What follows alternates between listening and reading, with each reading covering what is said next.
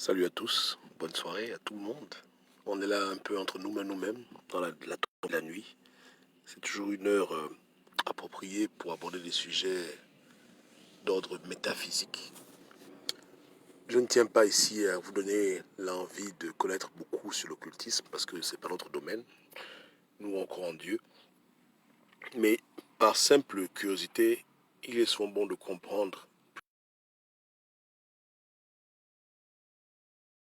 ce qui a été, ce qui est, ce qui sera, comprendre également où est-ce qu'on se situe en tant qu'être humain, en tant que noir, dans le cafouillage mystique sur Terre et surtout comprendre les ramifications, les dangers, les risques, etc. etc.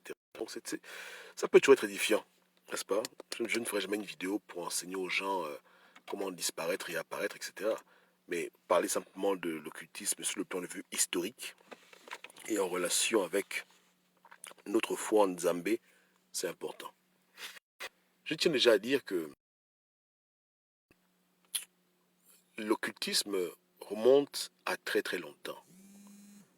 L'étymologie du mot occultisme, comme on le sait tous, c'est ce qui est occulté, ce qui est secret. Et bon, on a souvent tendance à se référer à l'Égypte, aux écoles de mystère égyptiennes. Mais il faut comprendre que l'Égypte n'est pas la civilisation la plus ancienne. Avant l'Égypte, il y a eu les Sumériens. Et je pense que il y a eu aussi l'Empire babylonien, un peu après l'Égypte, ou bien au même moment. Donc il y a eu plusieurs empires qui, plusieurs, entre parenthèses, civilisations qui étaient imprégnées hein, du mysticisme, qui avaient basé leur pays sur l'occultisme. Ce n'était pas forcément secret comme maintenant, parce que les temples égyptiens étaient ouverts, n'est-ce pas? Les temples babyloniens étaient ouverts, les temples sumériens étaient, je pense, sûrement ouverts.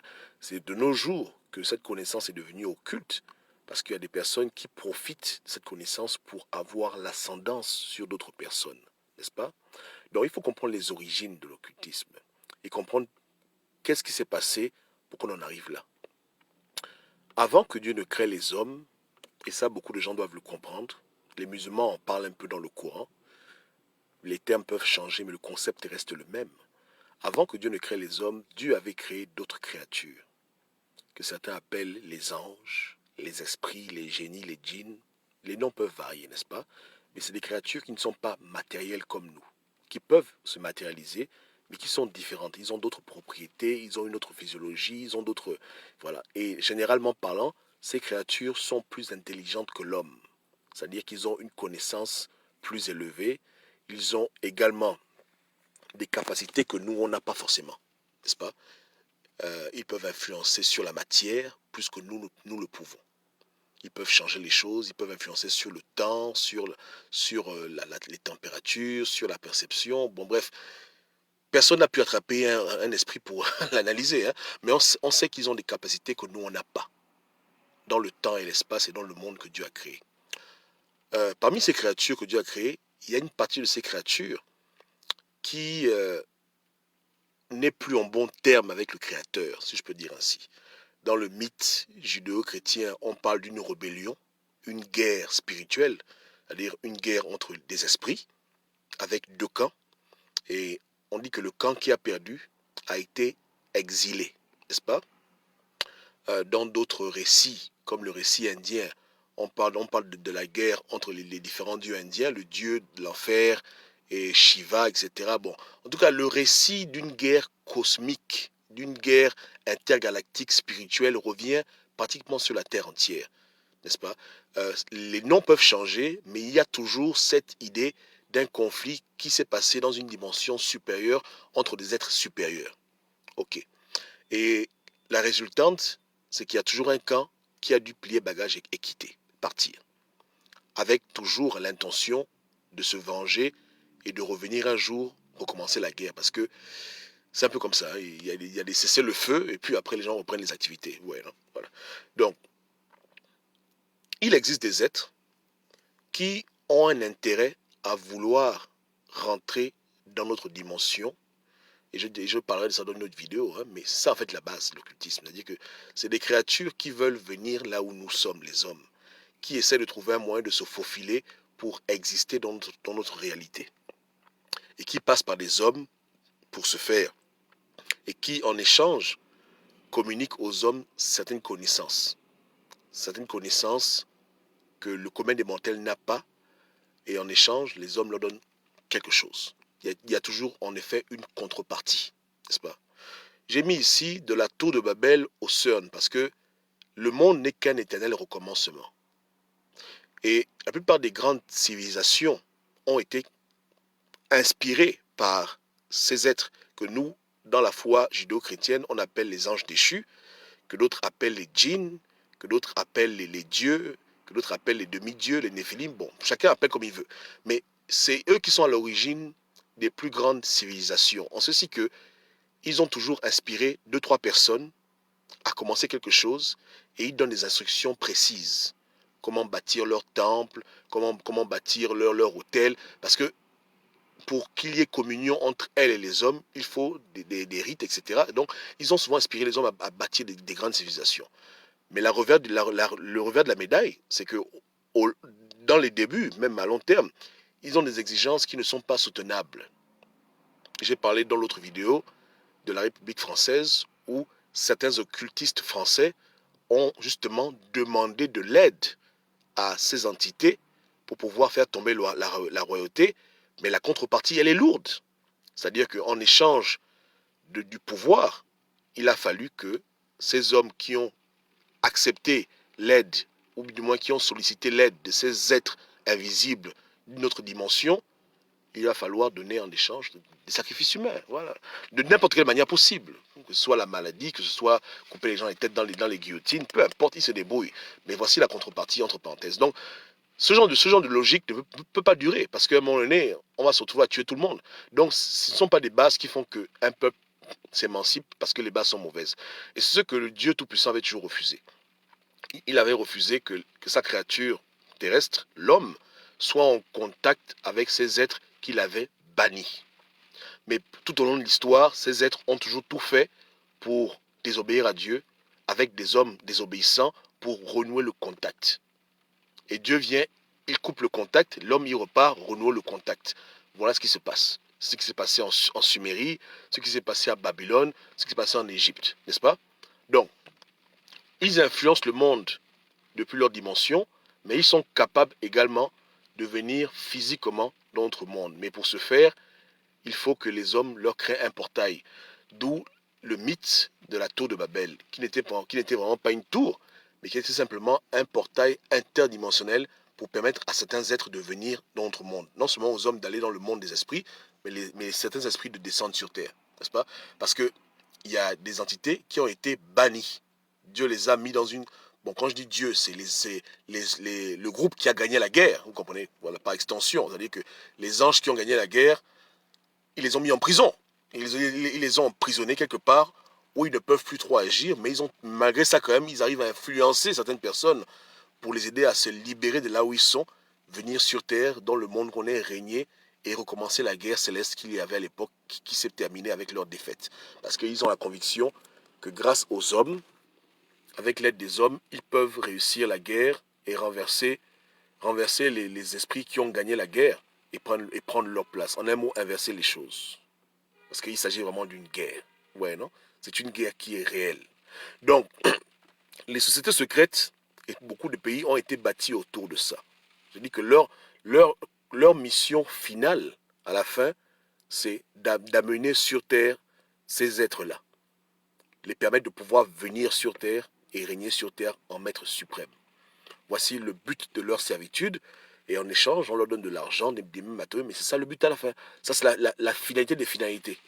C'est le retour des anges déchus, le retour des néphilim en chair et en os sur Terre comme étant des gouvernants dans cet univers. Ouais. Parce que même quand tu vois l'espace, tu vois que dans l'espace, il y a beaucoup d'astéroïdes cassés, beaucoup de choses qu'on voit, c'est simplement le résultat de cette guerre.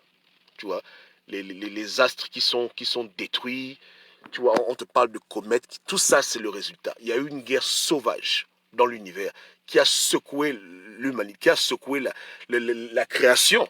Hein, et le résultat, c'est ce qu'on voit. Les comètes, les bouts de cailloux. Tu vois, un peu comme quand on va en guerre contre un pays, on le bombarde, on l'atomise. Tout ça là, c'est les vestiges de ce conflit spirituel qui était même physique. tous les deux plans, entre ces groupes d'êtres qui se sont affrontés. N'est-ce pas?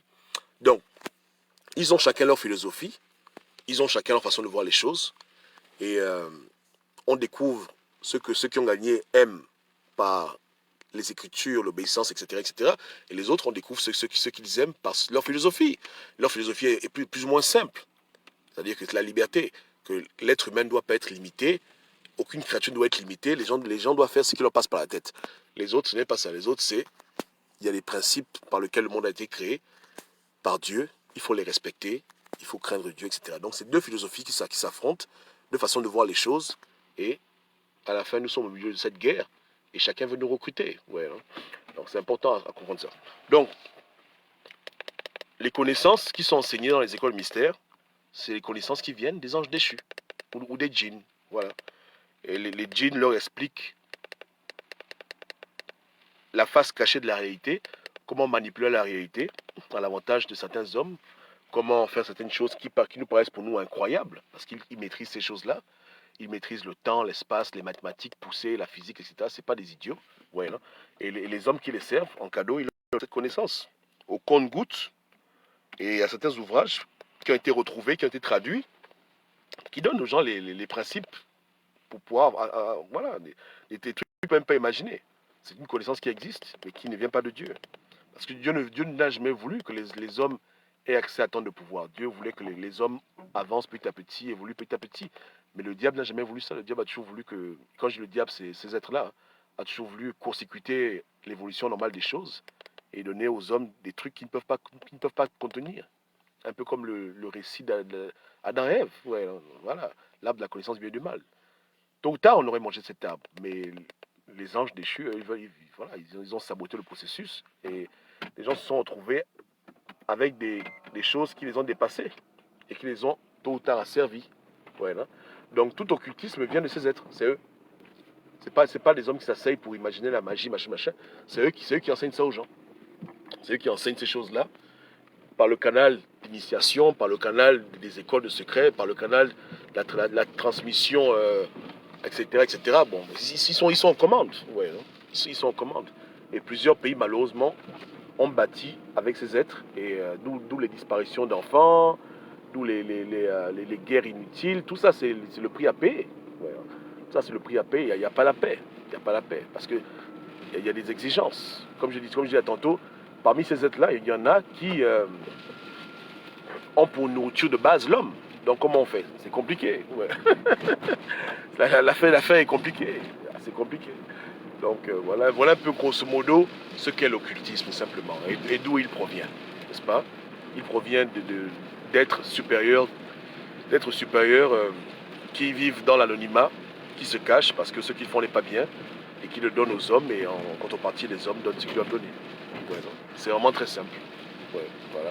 Et ils ont eu des points de contact à Babylone, dans la Sumérie, en Égypte et dans les temps modernes avec nos gouvernements. C'est pour cela que vous voyez, il y a des phénomènes que les gouvernements essaient de cacher. Eux, ils savent ce qui se passe, mais ils ne peuvent pas vous en parler. Un peu comme les ovnis, etc. Ils savent ce que c'est. Ils savent exactement ce qui se passe, quelles sont leurs attentes, etc. Mais bon, c'est un mystère. Les gens font les films Hollywood. Mais derrière tout ce tralala-là, c'est des contrats. Il y a des trucs qui ont été signés. Il y a des alliances secrètes entre ces principautés, entre parenthèses, leurs enfants ou bien leurs descendants, etc., etc. C'est tout ça l'occultisme, vous voyez, non? Voilà, ça part de là. Si au ciel, il n'y aurait jamais eu, quand je dis au ciel, c'est dans l'autre dimension, s'il n'y aurait jamais eu de guerre entre les êtres supérieurs, l'occultisme n'aurait jamais existé. Mais c'est cette guerre qui a produit la division et qui a fait qu'une faction a pris l'humanité sous son aile en lui donnant des connaissances qu'elle ne devait pas avoir. Un peu comme dans le mythe de Prométhéeus, hein? Prométhéeus en latin, en grec, hein? En français, je ne sais pas comment on dit Prométhée, hein? Qui est venu apporter le feu à l'humanité et qui a été enchaîné. C'est un peu cette symbolique-là qui est là. Ouais. Donc, il faut comprendre d'où ça provient. Ok? Voilà. Que Dieu vous bénisse et puis on se parle demain. Passez une bonne soirée. Désolé pour vos questions. Lumière divine dit quoi? Oui, oui, effectivement. Elles ont chuté parce que leur alliance n'est pas bonne. Parce que, comme j'ai dit, Si ces êtres-là n'aiment pas Dieu, ils ne peuvent pas aimer la créature de Dieu. Donc même quand ils traitent avec les hommes, derrière leur alliance avec les hommes, il y a toujours un désir de détruire l'homme. Ouais. C'est pour ça que beaucoup de gens qui font l'occultisme, ils finissent mal. Après avoir servi les forces des ténèbres, eux-mêmes ils sont tués sauvagement, ils sont délaissés. C'est comme ça, parce que ils n'aiment pas les hommes. Quand ils voient les hommes, ils voient Dieu, et ça les énerve. Ouais, hein. Ça les énerve, ça leur rappelle leur rébellion, donc ils n'aiment pas l'humanité, ils sont derrière, ils disent voilà. Ils veulent du bien à personne. En tout cas, personne n'a jamais été en union avec les forces des ténèbres et à la fin, il a eu un bon témoignage. Toutes les personnes qui ont fait le cultisme à outrance dans leur vie, quand ils meurent, ils sont toujours tristes. Ils se rendent compte qu'ils ont été bernés. Ouais, non? C'est ça, c'est la finalité. Depuis toujours, c'est comme ça. Depuis toujours, c'est comme ça. Personne ne va dans ce genre de choses et on ressort grandi, content. Quand tu rentres dedans, tu ressors épave, triste, abominable, misérable. Et voilà, c'est comme ça. Mais ça n'empêche pas, ça ne décourage pas les gens. Parce qu'ils ont beaucoup à offrir. Ils ont beaucoup à offrir à l'humanité en termes de cadeaux, or, argent, pouvoir, etc., influence. Donc les gens ne se découragent pas de les consulter. Ouais. Mais malgré ça, je vous assure que personne n'a un bon témoignage. Il n'y a que ceux qui ont connu Dieu qui meurent en paix, la joie, etc. Mais tous ceux qui rentrent dans ce chemin-là, à la fin, ils sont toujours tristes. Toujours. Parce que après avoir servi le bal, eux-mêmes, ils sont détruits. C'est comme ça. C'est comme ça. Donc ils détestent l'humanité et il faut prier que les hommes le comprennent vite et qu'on arrête de traiter avec elle. Parce que c'est de là que viennent toutes nos malédictions. Hein. Je vous assure que le malheur de l'humanité, c'est ce contact que l'humanité a établi avec les forces des ténèbres. C'est ce contact-là, c'est ce contact interdit que les gens initient avec le monde invisible qui nous crée des problèmes. C'est ça qui nous crée des... La plupart de nos problèmes viennent de cela. La plupart de nos souffrances, nos malédictions, viennent de ce rapport illégal qu'on a avec ces êtres qui ont été déchus et qui n'ont pas à cœur l'humanité, qui veulent détruire l'humanité, mais qui se font passer pour les sauveurs, pour certains, pour des... Voilà, parce que il faut aussi comprendre que dans les écoles de mystère, on enseigne l'inversement. C'est-à-dire l'inversement, c'est quoi? C'est qu'eux, ils enseignent aux gens que Dieu, c'est lui qui est mauvais, parce que Dieu nous cache la connaissance, parce que Dieu nous cache la technologie, parce que Dieu nous cache beaucoup de choses. Et ce sont les anges déchus, les mauvais, les djinns, etc., qui sont bien. Parce qu'eux, ils donnent à l'humanité tout ce que l'humanité veut. C'est ce qu'on les enseigne. Ouais, non? Et beaucoup de gens y croient, malheureusement. Hein? Ils disent que Dieu est méchant, que Dieu est dictateur, Dieu donne aux gens les règles de vie, les gens ne sont pas libres, mais qu'avec eux, c'est la liberté, c'est la connaissance, c'est la vie et l'immortalité. Voilà. Voilà un peu l'inversement qu'ils font pour entuber les gens dans leur truc. Hein? Mais après, les gens sont tristes. Et je le répète, toute civilisation qui bâtit avec les anges déchus, avec les esprits chassés, avec les démons, etc., les djinns, peu importe comment ils les appellent, est vouée à disparaître. C'est obligatoire. C'est obligé, c'est obligé, c'est obligé. Donc tous les pays qui ont bâti dessus ne pourront pas tenir. Tôt ou tard, ils vont disparaître. Et on parlera d'eux au passé, qu'ils furent, ils étaient. Vous comprenez? J'ai parlé de Sumérie, j'ai parlé de l'Égypte antique, j'ai parlé de Babylone, mais je peux aussi parler, je peux aller plus loin. Je peux parler d'Atlantis, hein, ce grand royaume qui grand et vraiment avancé, poussé, mais il a disparu. Voilà. Donc, peu importe leur degré de connaissance, quand ils ont décidé de s'allier avec ces choses-là, à la fin, leur destruction sera inévitable. Inévitable. C'est comme ça que ça fonctionne. Voilà. Que Dieu nous aide. Soyez tous bénis et passez une très bonne soirée. Hein. On va s'édifier un autre jour sur le même sujet. Hein. Ciao, ciao.